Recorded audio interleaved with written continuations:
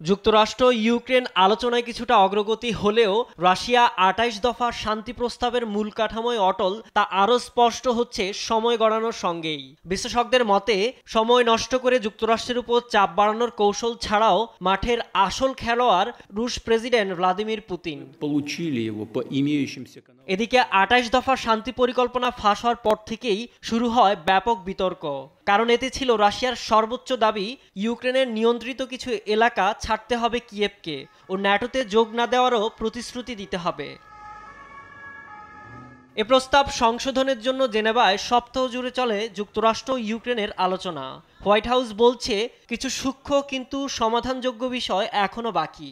এ প্রসঙ্গে মূল কাঠামোতে এক আছে বলে সুর মেলালেন ইউক্রেনের প্রধান আলোচক রুস্টেম উমারভের। কিন্তু বিশেষজ্ঞরা বলছেন আসল চ্যালেঞ্জ রাশিয়াকে রাজি করানো, কারণ প্রস্তাব সংশোধনের পরও রাশিয়ার অবস্থান কঠোরই রয়ে গেছে।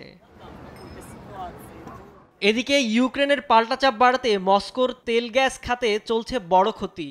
এবছরই প্রথম 10 মাসেই রাশিয়ার জ্বালানি আয়ে ধস নেমেছে বৃহৎ আকারে, 20% বেশি আয় কমে গেছে। এমন অবস্থায় যুক্তরাষ্ট্র কর্তৃক রুশ তেল জায়ান্ট কোম্পানির উপর নিষেধাজ্ঞা কার্যকর হয়েছে শুক্রবার থেকে। ঠিক এটি সময় ক্ষেপণের অন্যতম কারণ বলছেন চেতাম হাউসের রাশিয়া ইউরেশিয়া প্রোগ্রামের ডেপুটি ডিরেক্টর ওরেসিয়া লুটসেভিস। তার ভাষায় ট্রাম্পকে আলোচনায় ব্যস্ত রেখে সময় নিতে চাইছেন পুতিন। নতুন তেল নিষেধাজ্ঞার প্রভাব ঠেকানো ও সেকেন্ডারি স্যাংশন বিল বিলম্ব করাই পুতিনের লক্ষ্য। সাইদুজ্জামান, নিউজ ডেস্ক, দেশ টিভি।